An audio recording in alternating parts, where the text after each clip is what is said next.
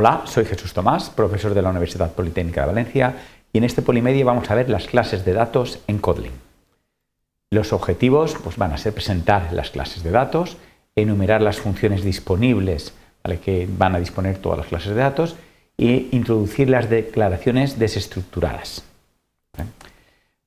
Antes de definir lo que es una clase de datos en Kotlin, vamos a repasar un poco el concepto de POJO, que son las siglas de Plain Old Java Object, ¿vale?, que hace referencia a una clase muy simple donde normalmente se van a describir una serie de información necesaria para representar un objeto. Por ejemplo, si fuera una persona, pues su nombre, edad, etcétera, todos los datos necesarios para este objeto. Normalmente suelen tener las propiedades de ese objeto, algunas funciones es posible para poder trabajar con ellas, pero no suelen usar nunca APIs externas, ¿vale?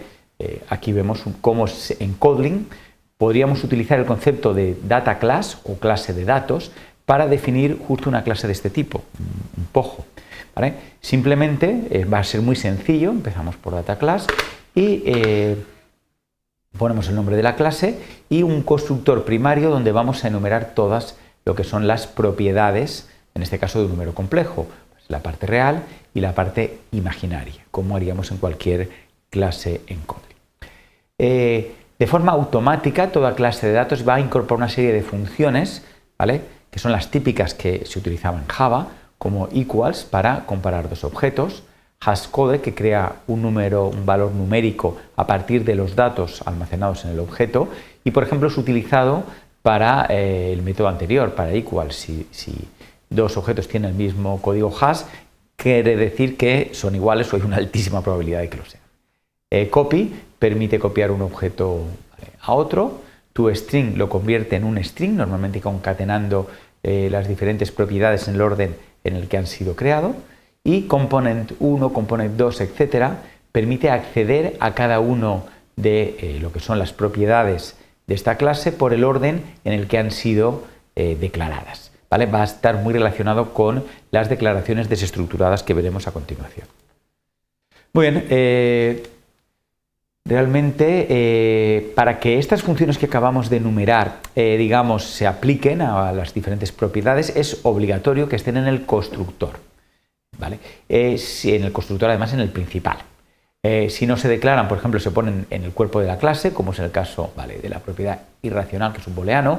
En este caso, cuando fuéramos a utilizar ToString, copy o cualquier otra de las funciones anteriores, realmente esta propiedad va a ser ignorada, ¿vale? Solo aparecerá o solo se copiará real e imaginario. Con respecto a la copia de un objeto mediante copy, podemos de forma un poco adicional, esto es una novedad que se introduce, cambiar alguno de sus propiedades. Por ejemplo, si tenemos el complejo C con parte real 1 y parte imaginaria -1, podemos hacer una copia de C que será almacenado en C2, pero de forma que queremos cambiar la parte imaginaria a 0, ¿vale?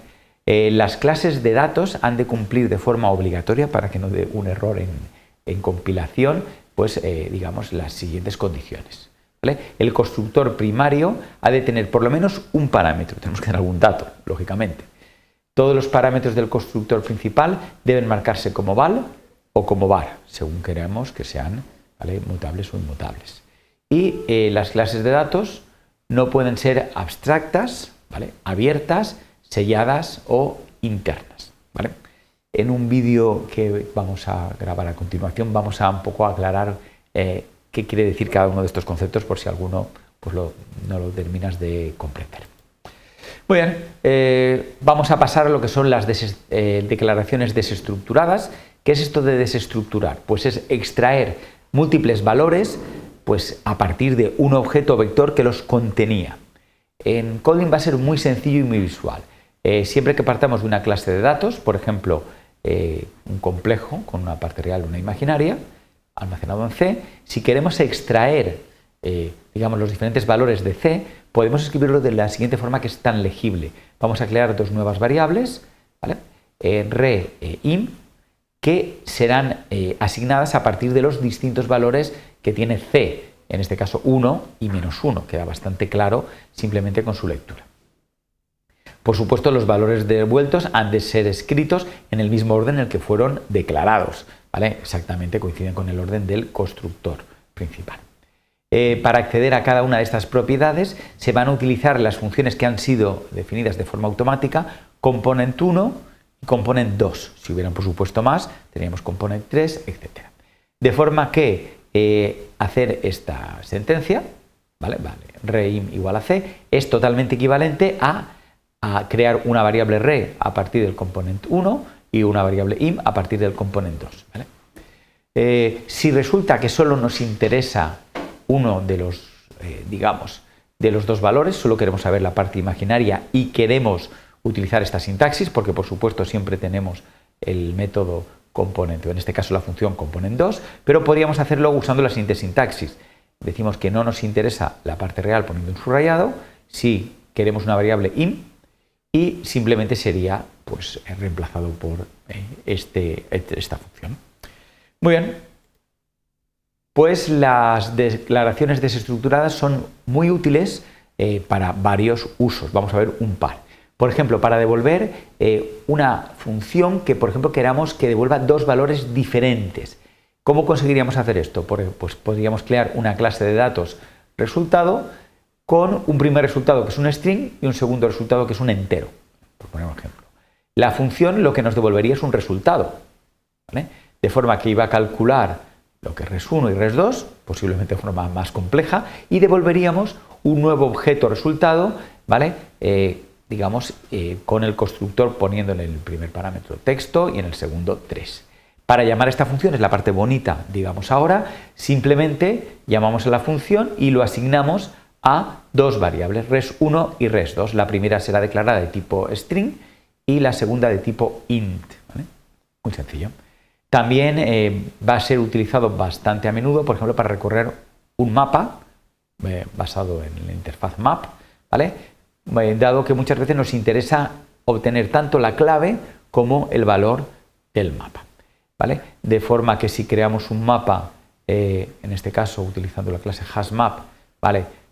Utilizando como clave string y almacenando enteros para cada string, pues podemos recorrer todas las claves, las parejas de clave-valor de este mapa, utilizando un bucle for de una forma pues bastante sencilla.